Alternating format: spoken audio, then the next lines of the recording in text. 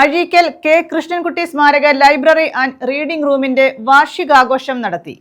ഇതോടനുബന്ധിച്ച് സാംസ്കാരിക സന്ധ്യയും നടന്നു. കൃഷ്ണൻകുട്ടി സ്മാരക കവിതാ പുരസ്കാരവും സമ്മാനിച്ചു.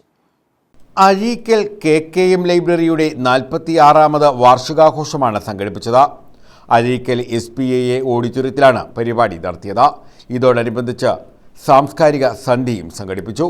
കവിയും ഗാനരചയിതാവും സ്വാതന്ത്ര്യ സമര സേനാനിയുമായിരുന്ന അഴീക്കൽ കൃഷ്ണൻകുട്ടിയുടെ സ്മരണാർത്ഥം അദ്ദേഹത്തിൻ്റെ മക്കൾ ഏർപ്പെടുത്തിയ 9ാമത് കൃഷ്ണൻകുട്ടി സ്മാരക കവിതാ പുരസ്കാരവും സമ്മാനിച്ചു. ഉദ്ഘാടനവും പുരസ്കാര സമർപ്പണവും CR മഹേഷ് MLA നിർവഹിച്ചു. കുമാരി കൃഷ്ണൻകുട്ടിക്ക് കിട്ടട്ടെ എന്ന് ആത്മാർത്ഥമായി ആഗ്രഹിച്ചുകൊണ്ടും പ്രാർത്ഥിച്ചുകൊണ്ടും നമ്മുടെ ഏവരുടെയും അനുവാദത്തോടുകൂടി പുരസ്കാരം സമ്മാനിച്ചതായി അറിയിക്കുക. എറണാകുളത്തിലെ ഗ്രന്ഥശാല പ്രവർത്തനം കേരളത്തിനാകമാനം മാതൃകയാണ്.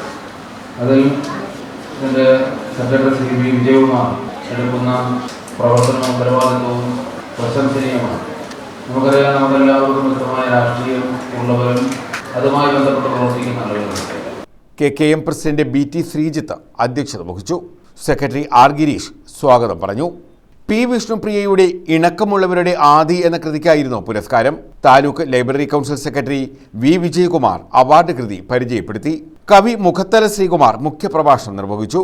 അഴീക്കൽ ഗവൺമെന്റ് ഹൈസ്കൂൾ പ്രഥമാധ്യാപിക KL സ്മിത, അഴീക്കൽ SPAA കരയോഗം പ്രസിഡന്റ് J. വിശ്വംഭരൻ, ആലപ്പാട് പഞ്ചായത്ത് അംഗം C. ബേബി, KKM രക്ഷാധികാരി ബേബി കാവിൽ, അനൂപ് സഹദേവൻ എന്നിവർ പങ്കെടുത്തു. കവി അഴീക്കൽ മുരളിയെ ആദരിച്ചു.